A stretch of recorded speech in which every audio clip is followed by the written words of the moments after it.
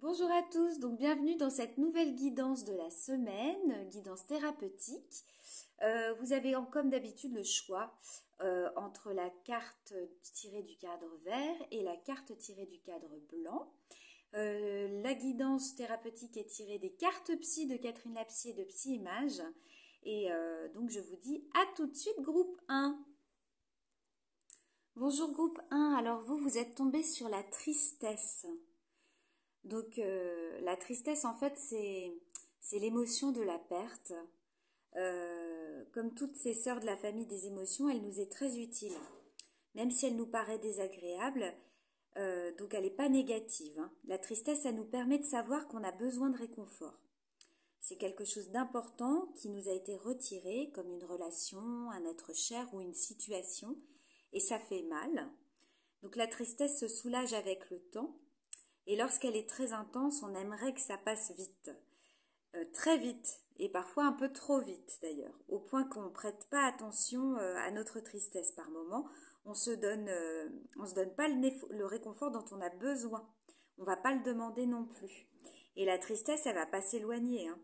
Elle peut même s'installer durablement et faire le lit de pathologies plus ou moins graves. Donc, si vous vous sentez encore triste, c'est que vous n'êtes pas allé au bout de votre tristesse. Et que vous avez peut-être essayé d'aller trop vite. Donc, prenez le temps de vivre cette émotion qui fait pas du bien, mais qui est nécessaire pour aller mieux. Il faut aller au fond des choses. Donc, la société dans laquelle on se trouve, elle prêche la performance et l'efficacité. Et donc, elle n'aime pas la tristesse parce que ça prend du temps. Donc la question, elle devient celle de l'importance qu'on accorde à la réparation de nos blessures. Donc c'est très intéressant hein, comme thématique, c'est rigolo parce qu'il n'y a pas longtemps, j'ai lu un article sur quelqu'un qui parlait du deuil et qui était depuis 15 ans en deuil, qui sentait que sa tristesse ne partait pas. Alors si jamais vous vous retrouvez dans ce type de réflexion, c'est peut-être qu'au final, vous avez mis des œillères sur certaines choses et qu'il faut peut-être aller plus en profondeur par rapport à cette tristesse que vous ressentez. Pour la vivre, pour la vivre, une émotion, il faut la libérer. Donc, et la tristesse est une émotion aussi. Donc voilà. Donc groupe 1, est-ce que vous savez prendre le temps du réconfort nécessaire lorsque vous êtes triste? Comment ça se passait, enfant, quand vous étiez triste? Comment réagissaient les adultes autour de vous? Est-ce que vous avez déjà vu vos parents tristes? Et quelles sont les choses que vous savez réconfortantes pour vous lorsque vous en avez besoin? Est-ce que vous vous autorisez à vivre, dire et montrer votre tristesse, ou est-ce que vous la cachez derrière de la fatigue lorsqu'elle est là? Et enfin, qu'est-ce qui vous rend triste aujourd'hui dans votre vie et comment ça s'exprime? Voilà, groupe 1, c'est une émotion qui n'est pas facile à analyser. Peut-être que ça ne vous concernera pas directement et que vous penserez peut-être à quelqu'un ou à quelque chose que vous avez vécu. Mais voilà, c'est en tout cas une réflexion qui est intéressante. Je vous souhaite une bonne thérapie. Je vous dis à la semaine prochaine. Au revoir. Bonjour groupe 2. Alors vous êtes tombé sur la peur. Encore une émotion. On avait la tristesse juste avant et maintenant c'est la peur. Donc la peur, c'est une émotion qui est très importante parce qu'elle nous dit qu'on a besoin d'agir de façon à être rassuré.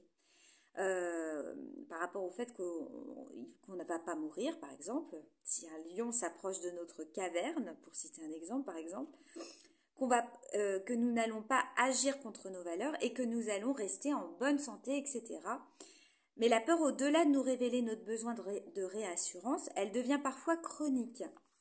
Et on l'appelle alors anxiété. C'est très intéressant, hein. Je tiens quand même à préciser, si vous êtes tombé sur cette carte et que ça vous parle, nous avons une séance avec Céline Binet jeudi soir à 20h en ligne où on va vous parler des crises d'angoisse et on vous donne des outils pour calmer vos troubles de panique. Donc surtout, n'hésitez pas à vous inscrire si jamais ça vous parle. Vous pouvez me contacter en message privé si jamais vous êtes intéressé. Donc la peur, cette anxiété, elle se trouve à la base de beaucoup de pathologies psychologiques, comme le trouble de stress post-traumatique par exemple, le trouble panique dont je viens juste de parler, c'est c'est-à-dire la crise d'angoisse chronique, le trouble anxieux qui est généralisé et aussi certaines dépressions. Elle peut se cacher également derrière certains manques d'estime de soi ou de difficultés relationnelles. Donc cette peur, elle prend à certains moments la forme de l'angoisse lorsqu'elle devient très intense. Et à ce stade, le cerveau, il a plus de difficultés à la réguler. Et donc le traumatisme, il peut s'installer. Et ça, c'est pas bon. C'est pour cette raison qu'il est vraiment intéressant de l'apprivoiser, de connaître ses peurs et de connaître nos peurs à nous, en fait, qui ne sont pas les mêmes que celles des autres. Donc nos histoires de vie, elles nous ont façonnés différemment les uns des autres. Et nos peurs, elles ne se sont pas toutes logées au même endroit. Donc dans l'abus de langage et face à la charge émotionnelle qu'elle peut susciter, on peut confondre la peur, l'anxiété, l'angoisse, la phobie, mais elles sont des éléments bien distincts et avec des intensités et un impact psychique qui sont très différents. Donc groupe 2, par rapport à votre thématique, quelles sont les choses qui vous font le plus peur? Est-ce que vous savez comment ces peurs se sont installées en vous? Et comment vous y réagissez? Est-ce que l'angoisse, elle s'invite parfois dans votre vie? Et si oui, avez-vous déjà pensé à être aidé pour réguler l'émotion de peur en vous? Est-ce que ces peurs sont à vous ou est-ce qu'elles sont l'héritage de peurs de quelqu'un d'autre? Voilà, groupe 2. Donc, sachez que si vraiment c'est un sujet qui est compliqué pour vous, et c'est pareil pour le groupe 1 si vous êtes allé sur les 2 cartes, n'hésitez pas à vous faire accompagner parce que les crises d'angoisse, franchement, c'est à prendre en considération. Votre corps, quand il vous dit qu'il y a un problème comme ça, si vous le ressentez physiquement, ça veut dire qu'il faut gérer quelque chose. Et ce quelque chose, il va falloir y aller. Pas vous retrouver comme ce petit bonhomme là sur cette carte qui a l'épée de Damoclès au-dessus de sa tête, on dirait qu'il est pris. Je voyais des requins moi autour, mais enfin bon, on sait pas trop, mais enfin en tout cas il est prisonnier de ses propres peurs.